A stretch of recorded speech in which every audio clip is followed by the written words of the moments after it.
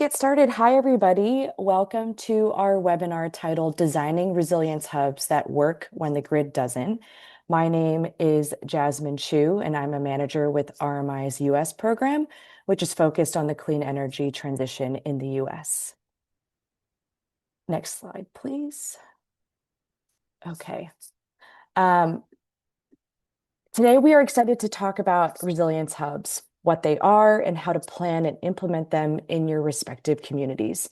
We're first going to kick off with introductions from our team, provide a high-level overview of these community facilities. And what I'm most excited for is our panel session, where we have invited practitioners to talk about their real-life experiences and successes.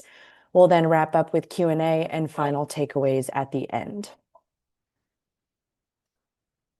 And in case you're unfamiliar with the Rocky Mountain Institute, RMI is a nonpartisan research nonprofit that's focused on developing and scaling clean energy solutions to ensure a prosperous and equitable future for all. We have been around for over 40 years and have supported many local communities across the country with our research, our analytical insights, as well as our technical expertise.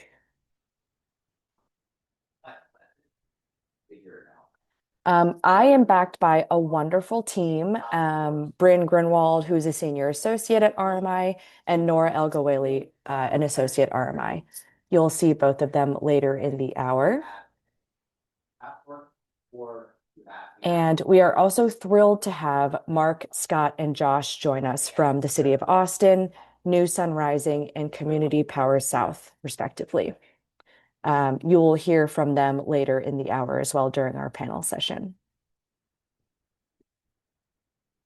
So first, I wanted to provide an overview of resilience hubs and what RMI has done in this space.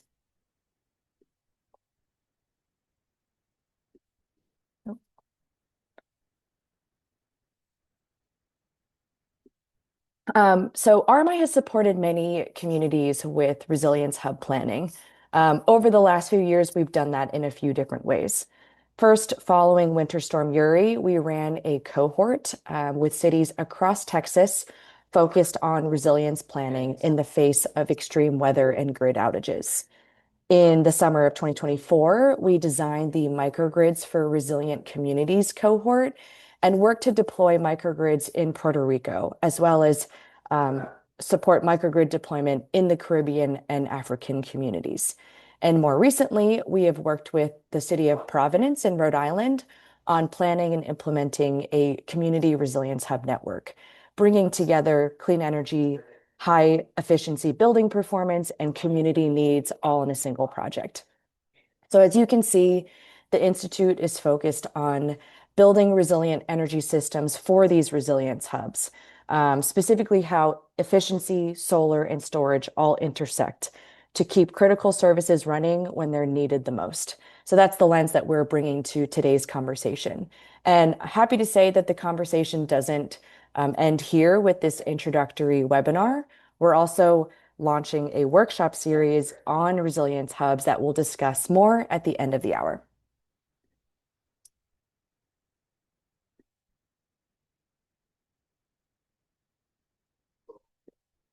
So first, at a high level, resilience hubs are community assets. They're community-serving facilities that have been reinforced to support residents, coordinate communication, distribute critical resources, and when powered by clean energy, they can reduce pollution while enhancing quality of life.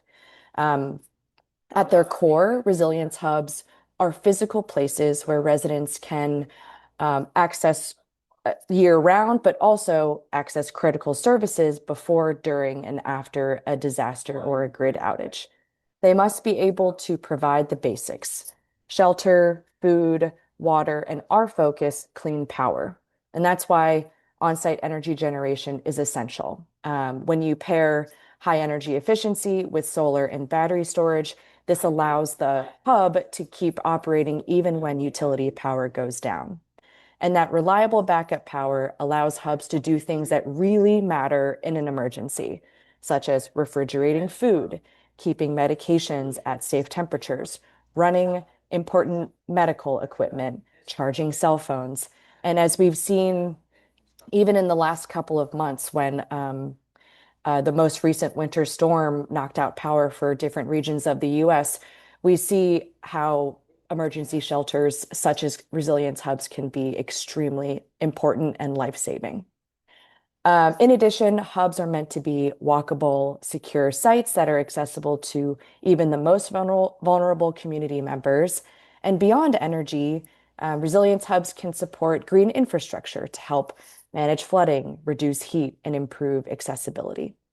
And just as importantly, these hubs can function as community communication and organizing centers where you can receive and share critical emergency information from authorities in multiple languages as well. So it reaches the people who need it most. I will now pass it over to my colleague, Noor, who will discuss Resilience Hub's operations in more detail. So, Noor, go ahead and take it away. Thank you, Jasmine. So as Jasmine was just discussing, resilience hubs usually operate in three modes. We have the normal mode, disaster mode, and recovery mode. In normal times, resilience hubs are active community spaces. Their exact use varies depending on the community needs and the facility itself. They can host everyday services like training, preparedness programs, and workforce development, while clean energy systems quietly reduce costs and improve power reliability. This daily use is essential because it builds trust and familiarity with the space. People can know where the hub is and how it works long before an emergency ever happens. Usually, resilience hubs operate at normal mode in 99% of the time.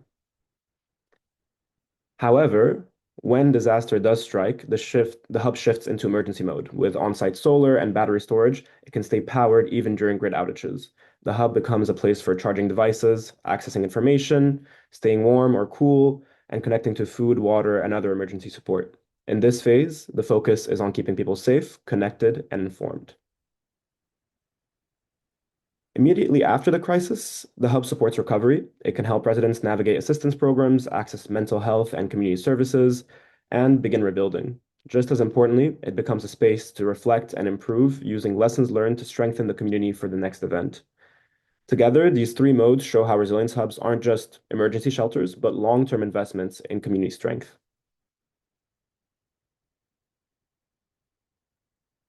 Now, resilience hubs usually have five components that represent different aspects of the hub. These being resilient programming and services, the building structure itself, the power system, communications, and operations. We are specifically speaking today about resilient power and the structure aspects of the Resilience Hub, but this in no way diminishes the other aspects.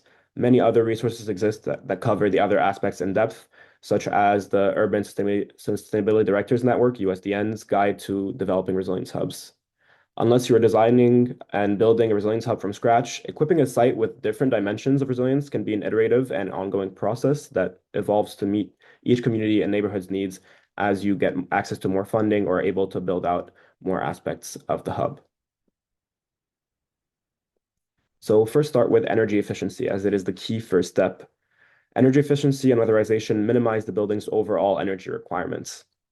These investments can reduce the size and expense of backup power systems, and they make the hub more cost-effective to operate on a daily basis.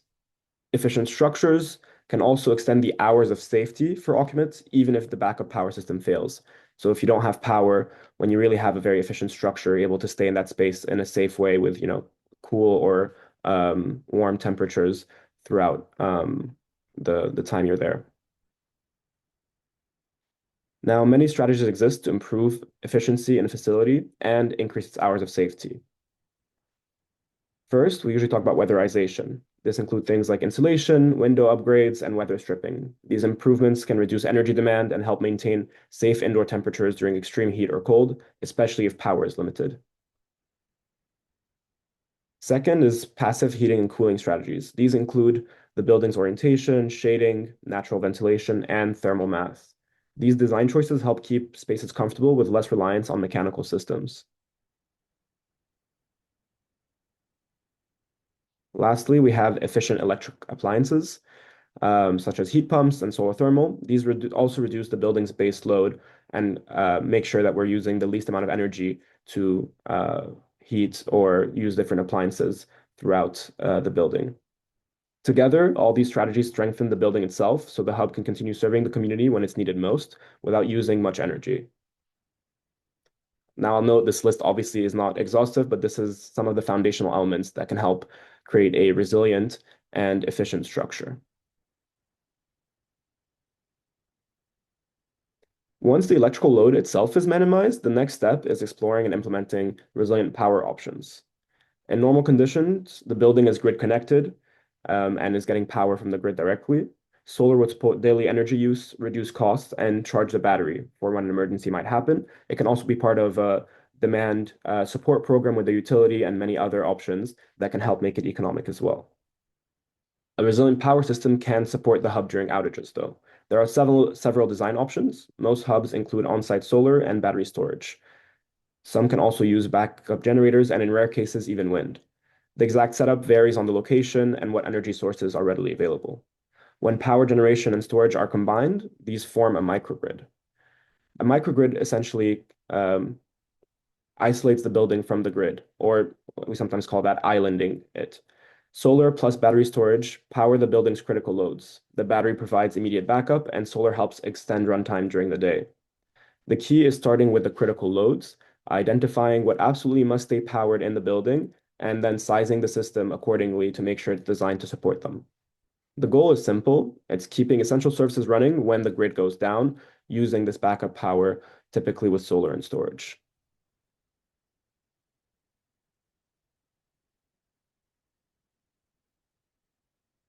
Now, it is important to keep in mind many considerations when developing resilience hubs. First, funding and financing.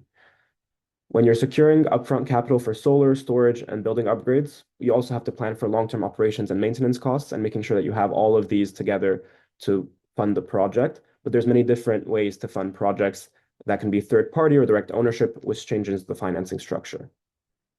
Second is the site and infrastructure constraints. Each site is different, and many hubs can be in older buildings or being built from a brand new perspective.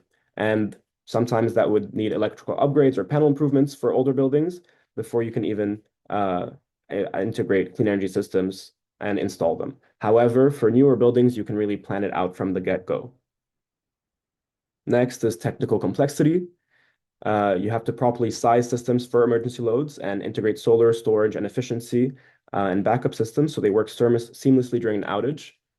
Solar by itself will not run a building as energy without having a battery or other advanced grid equipment to isolate it. Just as important as having community trust and engagement, hubs must reflect community needs and maintain strong relationships with community groups, particularly with frontline communities that are most at risk during an emergency. And finally, operations and governance, clearly defining who owns, operates, and maintains the hub, while also addressing liability and risk management. Together, when you're planning and building a resilience hub, you have to keep in mind all these different aspects to make sure that you're able to successfully implement a project of this complexity and that can really help communities during emergencies. Now that we have an overall view of what resilience hubs are, how they function, and some of the critical considerations you should have, I'll pass it over to my colleague, Bryn. Hello, everybody. Very happy to have you here today. So, I just also wanted to say, are there any questions that remain unanswered during this time? If you have any questions, please use the Q&A function to let us know. We do have a Q&A session scheduled for later on, so we will get to your questions at that point. If we don't answer your questions, we will either answer them in the workshop series that my colleague Jasmine previewed, or in a webinar Q&A document, or in a resource that we develop as a result of this process. So please feel free to ask any questions that come to mind. Next slide, please, Nor. So now we are going to be moving into our panel with real-world Resilience Hub experiences. Next slide, please. I'm absolutely thrilled to welcome our really wonderful guests today. We have three amazing people bring real on-the-ground experiences with creating and operating resilience hubs in their community. We have Mark Kuder from the city of Austin. Austin is engaging the community with the Resilience Hub Network, a program that grew out of their Resilience Hub initiative. We also have Scott Wolovich, who is the executive director of New Sun Rising. New Sun Rising has been running the Millvale Food and Energy Hub in Pittsburgh, Pennsylvania, since 2019. And we also have Josh Cox, the CEO of Community Power South, which has been working on solar and battery-powered resilience hubs in New Orleans. So together, Scott, Mark, and Josh represent the full life cycle of resilience hubs, from planning and design to operation and community trust. And we're really excited to learn from their experience today. We have some initial questions we'll ask them, and then we'll open it up to the audience for Q&A for both the panelists, but also for RMI and the speakers on that side as well. So yes, thank you. We can begin like this. Hello, guys. How are you all doing today? Good. Well, thank you so much for taking the time to be here. I'm really excited to have you here. Beginning with Josh, I was hoping that you guys could all take about 30 to 60 seconds and provide a overview of your resilience hubs. Sure. Thanks again for having me. My name is Josh Cox. I lead Community Power South, and we are a nonprofit solar developer that develops community lighthouses in Louisiana and other areas in the Gulf South.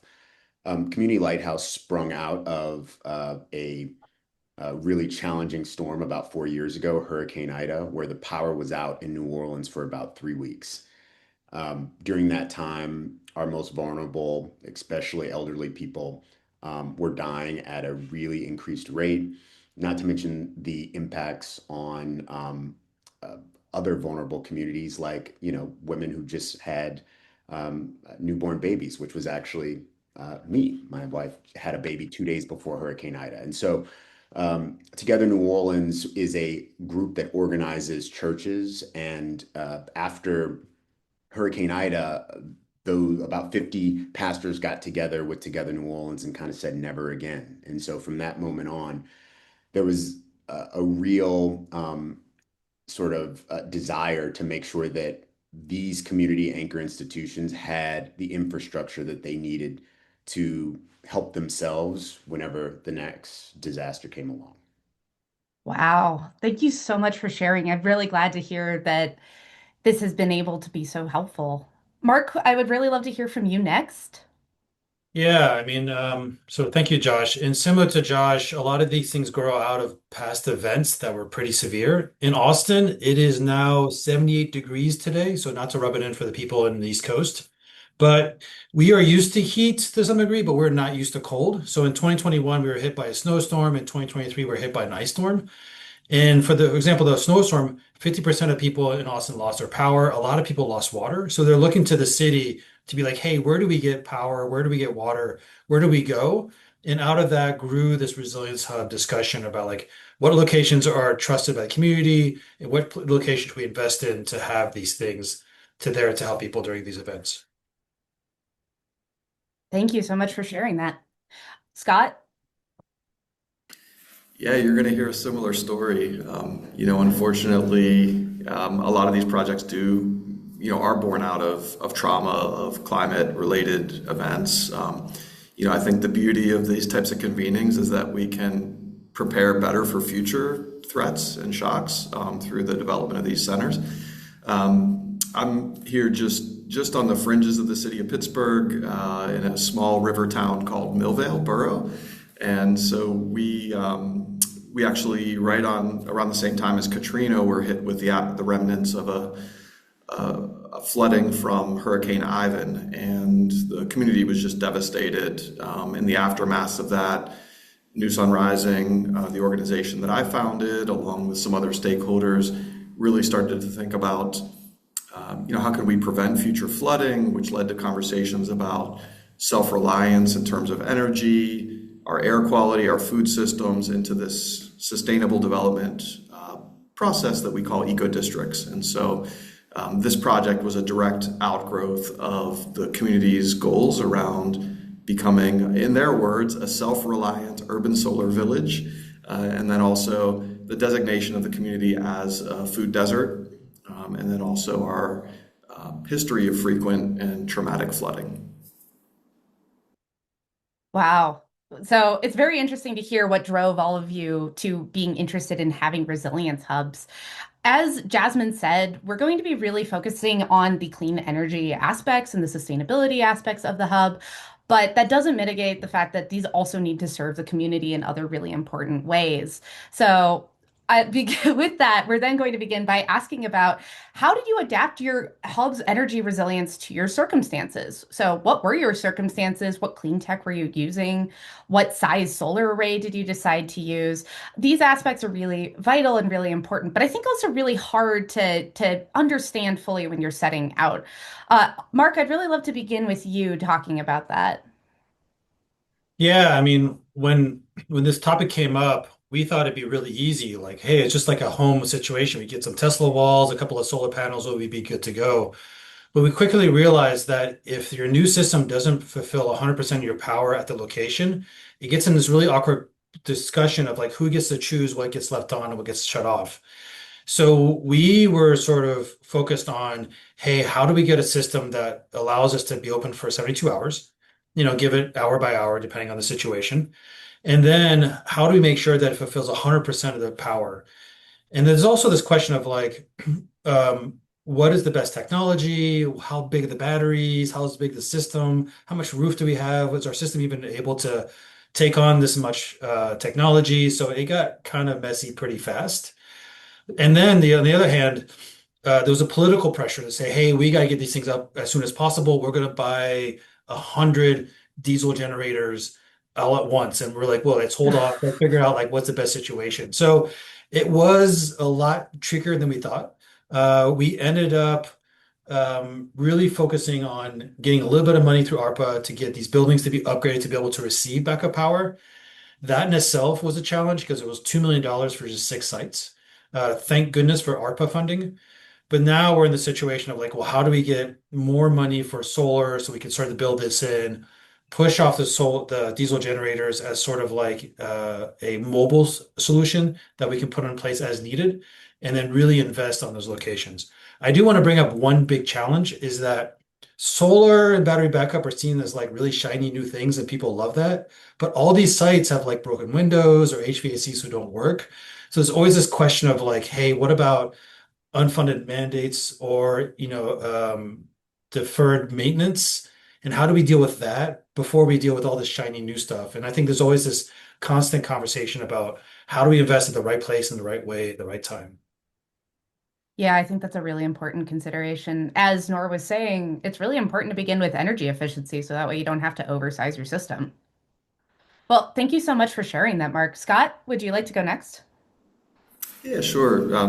Millvale's an interesting context, as is southwestern Pennsylvania. We're politically a purple place, and Millvale's a really great representation of that.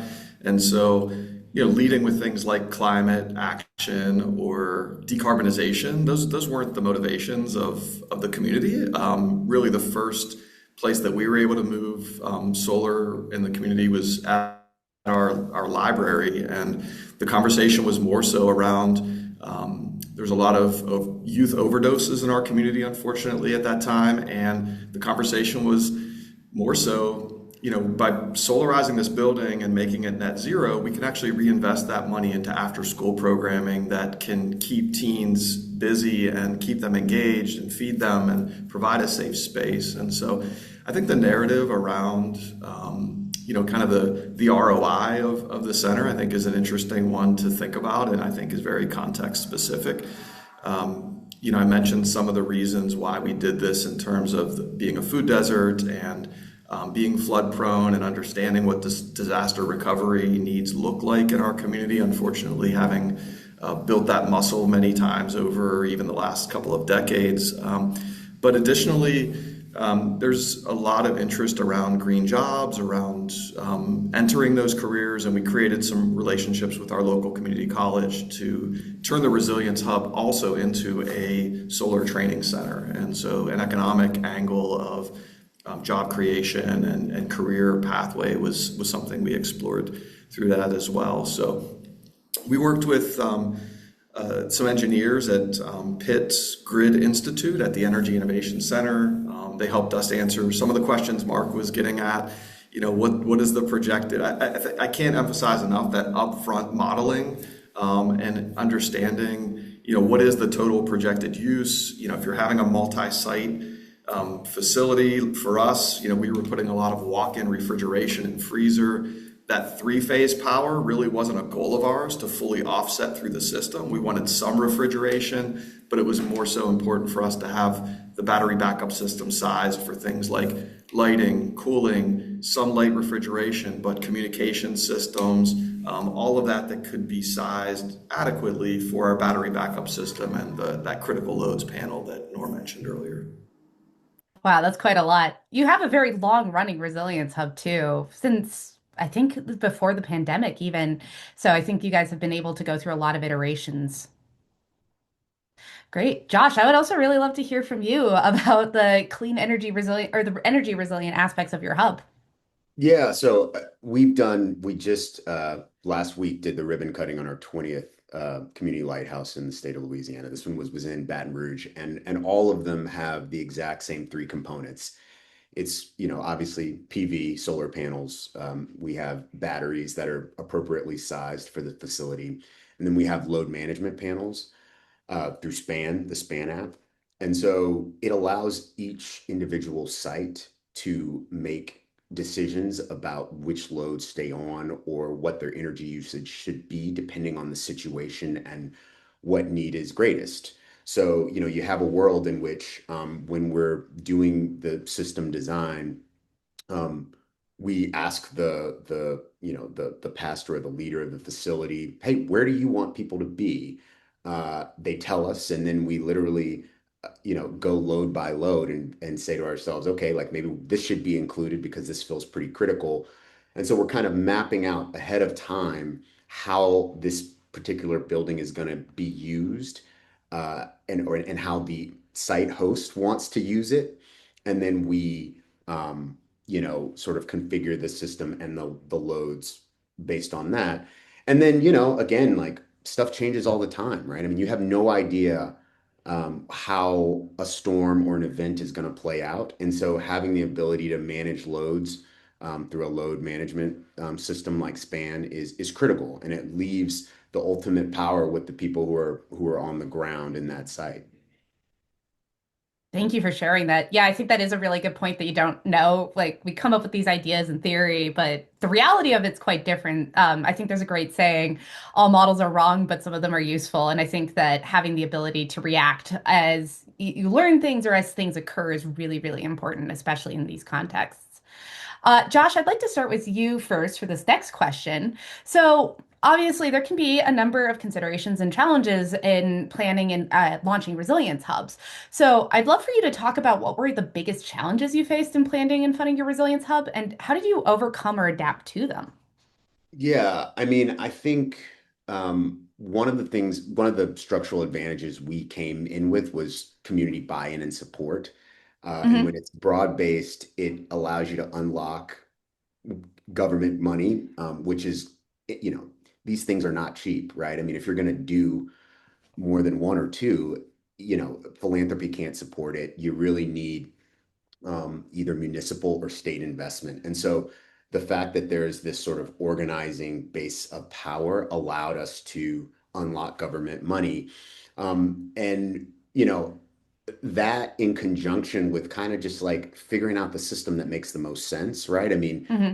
if you're going to do this kind of work and avail yourself of the tax credits, and not run afoul of Treasury rules, there's a lot of stuff involved there, right? I mean, you need like lines of credit, and I mean, it is very complicated. And so, putting together and building the infrastructure that allowed us to leverage municipal and state money with IRA solar and battery tax credits, I think that was kind of the biggest challenge. And then, Hmm. when you get used to that, now that that has been sort of taken away, or that we know that the solar credits will be taken away soon, it's figuring out, okay, well, like now, how do we pivot? Because we're not going to stop having storms. grandmas are not going to stop, needing wheelchairs to be recharged or insulin to be refrigerated. And so Hmm. we're in the process now of just trying to figure out, all right, what does life look like after 2027 in terms of funding Yeah. new community lighthouses? Yeah, I think that's fair. This is really important community infrastructure, and it is kind of expensive, and it's that iterative design. Mark, I would really love to get your thoughts on this question too. Yeah, I mean, first, congratulations, Josh, on your new ribbon cutting, but also your child. And then yeah, I think I want to piggyback on Josh's comment is I think it's really important to have one pilot done because the term resilience hub is really sort of people really like that term. They get excited about it.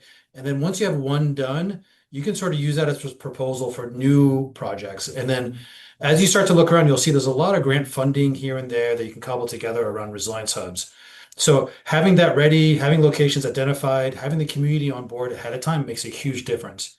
That's one really positive piece out of this is that you say resilience hubs, sometimes it matters to people. Some people like it doesn't really translate to Spanish, but people really understand the concept and they really sort of come together to help. Where it gets challenging is when you start to work with bureaucracy and like paperwork and all the technical stuff. And that's why we're glad to have people like Josh and Scott around to be able to sort of walk us through that. So, funding, you'll never have enough funding. I never heard anybody say I have too much funding. So it's always going to be a challenge, but I think being ready when the funding does show up, I think is key. So having a plan and being ready to execute. Work with RMI. Thank you for that pitch. I very much appreciate that. Scott, I would also love your thoughts. Sure. Yeah, I think, one of our core values and something we really try to facilitate and also live at New Sun Rising is being adaptive. And so these projects, I think, are great opportunities to build that skill.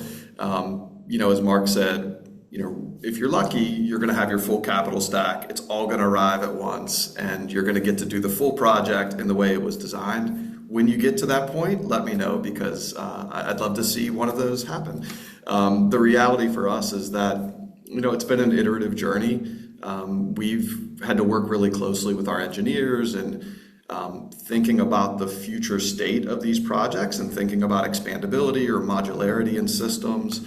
I think some of the biggest challenges we faced, and remember this is back in 2018, 2019, we started our design on these projects. The industry was really in its infancy at that point, and from the standpoint of procuring contractors and materials and supplies and just in your due diligence of both how you're sourcing things, but also who's actually installing and designing these things. I can't emphasize enough the importance of working with people who have some dirt under their nails, have some experience in these things, are going to be there because there is some ongoing maintenance and conversation around these systems that inevitably happens over time. And so stability in your partners, I think, is really important and something we actually, as a challenge, one of our lithium-ion batteries actually had malfunctioned, and we had a small contained fire in one of our systems. So that's something, that we had to work through and understand, what that meant for us on the other side and implications around, future projects where, we might think differently about how we contain or where we locate batteries. The types, there's just a lot more technology out there currently around the types of batteries and depending on the use, what you might potentially go with. But yeah, that, being adaptive, thinking really about all of the different capital that can come to play. I mean, our project has philanthropic money, government money, has our own money, owner contributions, debt. We've done it every which way we can. And, I think being resourceful is, part of the equation of getting these things across the finish line. Yeah, thank you for sharing that. I think that there's a certain level of scrappiness that's really vital, it sounds like. Great. Well, I have one last panel question, and then we will be switching over to the Q&A.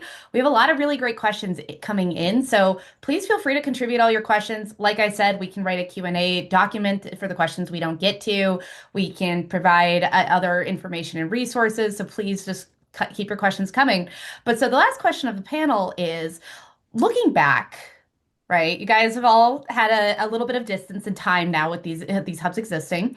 What would you do differently? And we have a lot of cities and people here that I believe are here because they're probably interested in these projects for the community. So what advice would you give to them that are just starting their resilience hub journey? I would like to start with Scott for this. Sorry, Scott, to just make you talk right away again, but No problem.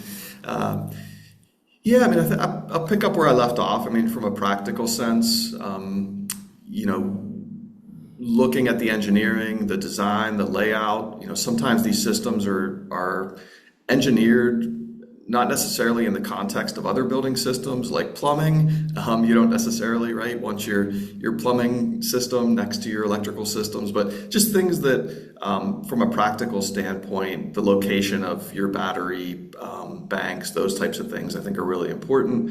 Monitoring of your storage and fire suppression, just having all of those things front of mind, making sure that the design teams and folks on these are versed in that and are keeping that aware. I think from a just a standpoint of don't let perfect be the enemy of done. And by that I mean there's a right size of the project you're thinking about that you can start moving on sooner than you think. And so, I think understanding the sort of the modularity or the phased approach to your project and being able to get moving and build the momentum that Mark talked about earlier. Even within your project, there's some things you can point to as being done, whether that's simply the design, the feasibility studies, those all build momentum towards the investments that actually make these things happen. And so being able to break down projects more and think of them in a phased way and not being afraid to take the leap and actually start making progress towards the goal. yeah, thank you for that. Josh, I'd love your thoughts now. I think regardless of whether you're a funder, whether you're a government, or whether you're, a community institution, I think the first place to start is looking around and seeing in the last disasters, where did people go? Because the answer to that question will probably give you a really great head start about where any kind of resilience system should be. Hmm. And then once you have the answer to that question, I think the next question is like, how do you build enough power or enough will to, influence them getting funded? And I think that question is often much easier to answer after a disaster. I just think there are these windows of time where people realize that these systems are lifelines, and so Hmm. having those people organized ahead of time is really helpful. I mean,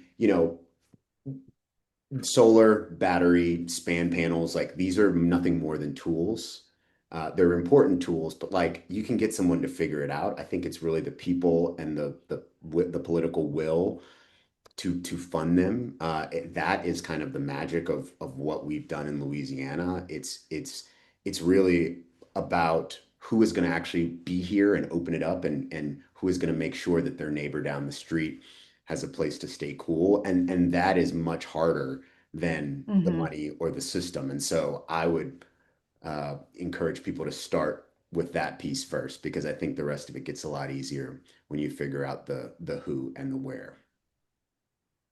Thank you. That was really powerful and very good to hear, especially because I think probably most people on the call have had some disaster that either they've gone through or that somebody they love has gone through in the last 5 years.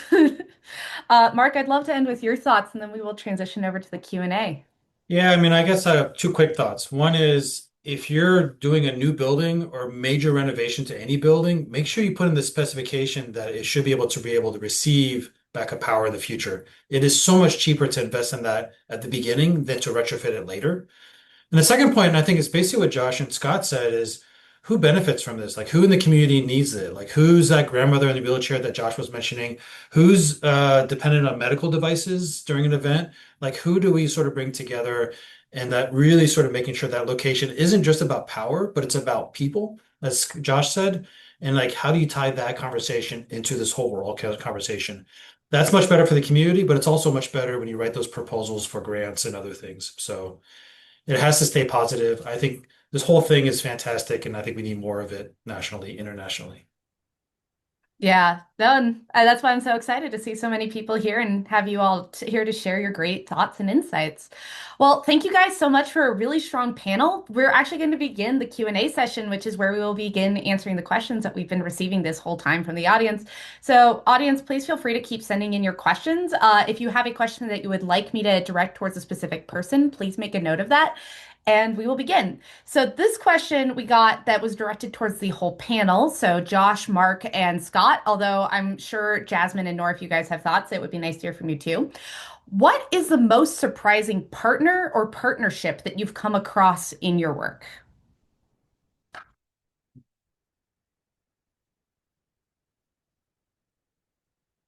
I'll leave this open to whoever feels like they have a good answer. I'm going to start by who is surprisingly not a good partner. And Okay. I don't mean that in like they're a bad partner, but people assume that when we talk about resilience hubs, schools would be the perfect situation. Like all schools should be resilience hubs. But in Texas, we had Uvalde, and immediately we're like, well, we can't just have people just walk into schools randomly. So they quickly just got off the list. And then what was surprising, biggest, best partners was just community activists and community organizers. I think their ability to bring people together and provide us maybe not financial support, but like support in every other way, like mental health support and community support and getting everybody on board and having that conversation, I think is key. And Hmm. also, like the minute somebody shows up to a warming center, we've sort of failed the system. The system has failed them. Like, so we should be focusing not only on the site, but like how do we make sure people are safe at home or wherever they are so they don't have to use the space in the first place. But in case they do, we want that to be available. Hey, thank you. That was a really interesting answer. Does anybody else have a surprising partnership or partner? Bryn, I'll chime in that a surprisingly great partner, they're workforce groups, labor groups that can help to really get these projects off the ground, obviously. So, there are different parts of the country that have different labor requirements. And I think that, when thinking about the demand for these types of projects and the community support that is required, that these are an important stakeholder to keep in mind. Hmm. Do you have any examples of these kinds of groups? Yeah, specifically in with our work with the City of Providence, we have worked with the local jobs organization to ensure that there is the right type of skill set for the local workforce. Um, and I want to make sure I get their organization right, but I can make sure to look that up and follow up later. But Hmm. they've been an awesome partner.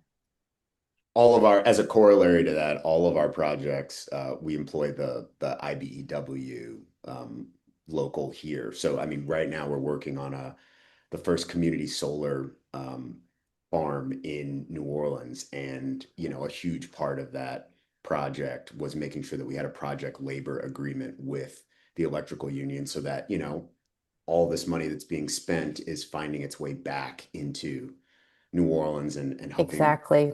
folks be able to, sort of get employment that is building skills we're going to continue to need, right? Because this thing's going to need to be, operated and maintained over, its 20-year life cycle, or at least And 20-year financing cycle. and that also really achieves the community aspect, right? So really benefiting the local community if you can make sure that it stays very local. Yeah, and Bryn, that Um, group was Climate Jobs Rhode Island. awesome. Great. Thank Mhm. you for giving a good example. I would love to ask another question that we've received from the audience. So this one was aimed to all the panelists. How common is it to add Resilience Hub capabilities to existing community infrastructure, such as a church, instead of building new hubs from scratch? And if partnering with private entities, what can cities do to support or entice these types of partnerships?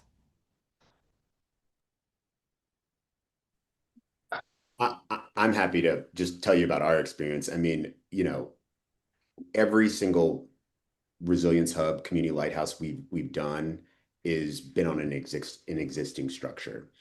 So we've never built a new. And I actually think that is probably preferable because people are in the building, understand the space, understand how the space is going to be used during times of disaster because in New Orleans, they've all been through it before.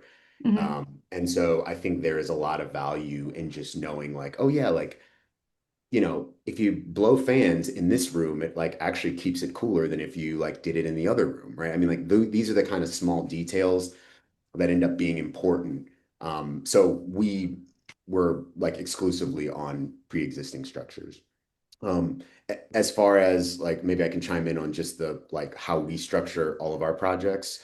So Hmm. we are a third party owner, and that allows us to manage the financing, the tax credits, and what the host site owns is the energy generated by the system. And so, that allows, we charge a small fee that solely covers insurance and operations and maintenance of the system. So when inverters go down, we have the money to replace it. But it outsources all of that stuff that actually like, would feel like a huge mountain for a pastor to climb, because that's not what they do, right? And so Hmm. we take all of that off their shoulders, and we found that that has made it a lot more likely that people want to be community lighthouses because they know that we're going to handle all that stuff that can spark fear and hesitation. Yeah, thank you for sharing. That was really interesting to hear about. Scott, you just went off mute. Do you have thoughts for this? Yeah, just quick add. We do a little bit of residential through some of our programs more around energy efficiency, but the Resilience Hub work we're doing is solely focused on adaptive reuse of existing structures. And for us, it's such a sweet spot and opportunity because if you think back 20, 30, 50 years, faith-based institutions, social halls, like that, those are the places where community came together. And here in Pittsburgh, there's so many of them that are vacant and unoccupied, and they're just waiting to be activated in this way. Some of the challenges are with this old building stock. If you're starting with energy efficiency and thinking about the building envelope, your investment in these spaces often has to be greater, than a new build, which is why, unfortunately, in America, we go to demolition over preservation so often. But I think all of our experiences in adaptive reuse, it absolutely can be redone. And yeah, there's nothing more green than an existing structure. So. Yeah, that is definitely true. Do any of the panelists have any last thoughts on this question? I do. And I don't mean to go negative. So you're right. Resilience hubs are not these spaceships with all the bells and whistles that are going to land in your community that solve all your problems. They have to be existing trusted locations that people naturally go to during an event. But I do want to sort of bring up that calling something a resilience hubs elevates the expectations that people have within themselves, but not everybody has the same. And a lot of people in Austin were like, well, these locations could be open 24 hours. So if I need a snack at 2 o'clock in the morning, I can just go there and get it. And they're like, well, we can't do that. So setting expectation is really challenging. I said that schools were not good resilience hubs, but we do use schools during emergencies as shelters, but not if school is in session. So we had to shift the name of Resilience Hubs in Austin to the Austin Resilience Network to be able to sort of gauge that expectation to ensure that, we are not elevating expectations that we can't meet. Yeah, I think that's a really important consideration. Thank you for sharing that, Mark. So we did get another question for this is again directed to all the panelists. Can you speak to the potential of building battery ready solar installations if cities are not able to install batteries at the same time as installing solar?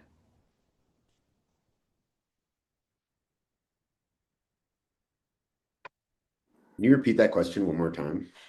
Can you speak to the potential of building battery ready solar installations if cities are not able to install batteries at the same time as installing solar?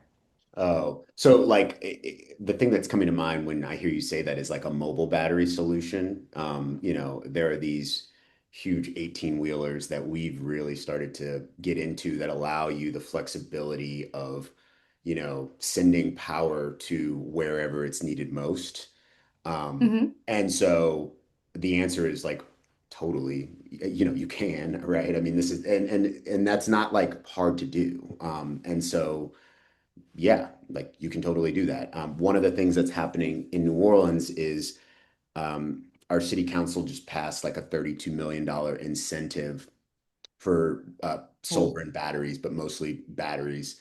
And we have a lot of Posigen solar leases. And so, like, one of the things that we've been thinking about is like, okay, we've usually been doing these more commercial projects, but like, what does it look Hmm. like to try to help folks finance batteries that can just be added to these systems, which, Hmm. it's pretty simple to do. So the short answer is like, yep, it's very possible. So it's not you have to go all in on a full system with solar and battery right away. No. And I think that's some of what Scott was talking about with his modular approach. Like, Hmm. if you've got the money for solar, especially with the tax credits expiring, like you should probably go ahead and do solar right now, because you'll still see, energy saving benefits. Sure, like your home won't be able to island, but like you'll still get a ton of value out of it, and it's certainly worth doing. Yeah. No, I think that that's a very good point. Does anybody else have anything they'd like to contribute to this? I I just think want to add that like it is really hard to get money for batteries because you're saying that you may or may not use it for the next 5 or 10 years while you have other pressing needs today. So solar makes a little bit more sense for people, but it's really hard to invest in batteries if you Hmm. can't make the case you're going to use it right away. That's fair. Thank you. And Nor, just you also went off. Yeah, I was just Yeah. going to add that, like, in general, just setting up so that when you are procuring for solar, just asking that the wiring and, the planning be set up to have a spot for the battery, have, the wiring set up so that if you want to add a battery later down the line, you can do that. Like, was mentioned, a lot of tax credits for solar are, sunsetting over the next few months, but some for batteries are still staying around. So you can always get the solar first and make sure that you have everything set up so that when you add the battery, you're not redoing electrical work and, digging up the ground again or putting through pipes.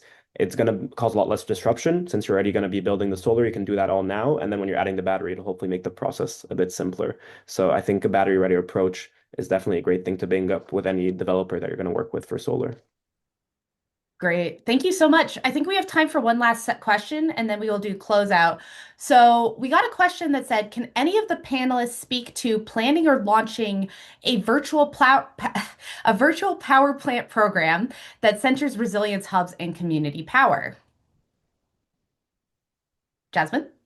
Yeah, I can take a stab at this. Would definitely be intrigued if the other panelists have something to weigh in here. But I guess in case you are unfamiliar with what virtual power plants are, these are technologies. Also called VPPs. They help utility customers reduce or flex their electricity demand during peak hours. So this technology can include like smart thermostats, batteries, building automation systems. So all of these like distributed systems and technologies can be aggregated to flex depending on what the needs are, what the local grid's needs are. So um, I feel like with this question, there's definitely like an integrated approach that you can take. These resilience hubs can be designed in a way where it can also be aggregated with a broader virtual power plant program across the community that then enables you to have greater grid flexibility. So I very much see that if there's appetite in your community and if there is partnership with the local utility as well, that the resilience hub planning and virtual power plant planning can both enhance the effect of each other. Yeah, That was a just great answer. So yeah, I'm sorry, sorry. Scott, go ahead.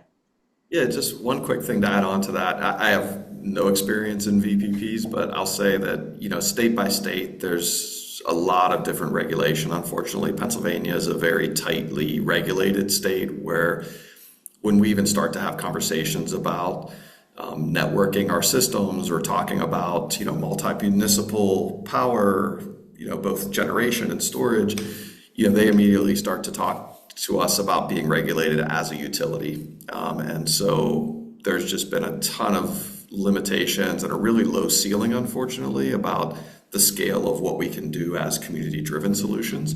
But certainly looking forward to learning more from folks with more progressive policies. Yeah, I think it's an interesting topic. Mark? Strangely enough, we're kind of the opposite, but in both ways. So in Texas, we're less regulated. So we have a municipally owned energy company called Austin Energy. They're just a department within the city. Um, we do have the ability to sort of through meters and thermostat to be able to gauge how much power we're using in an area, but we haven't quite figured out how to island whole neighborhoods when the rest of the community gets impacted, mostly because the source of the power outages ranges from like a whole grid issue to like a localized tree issue. So we haven't really gotten to the point of actually creating VVPs, virtual power plants. It is a little bit of a tongue twister. Scott, or Josh, sorry. What I wanted to add is like, this is happening in New Orleans and it's really exciting because I think it's like one of the ways that regular everyday people will be able to afford batteries. Functionally, the way it'll work here is that the utility will pay you as a battery owner for the ability to access your power whenever demand, exceeds supply. And, in doing that, that can like one, obviously strengthen the grid. Two, hopefully, prevent the construction of a coal firing, power plant as demand continues to rise.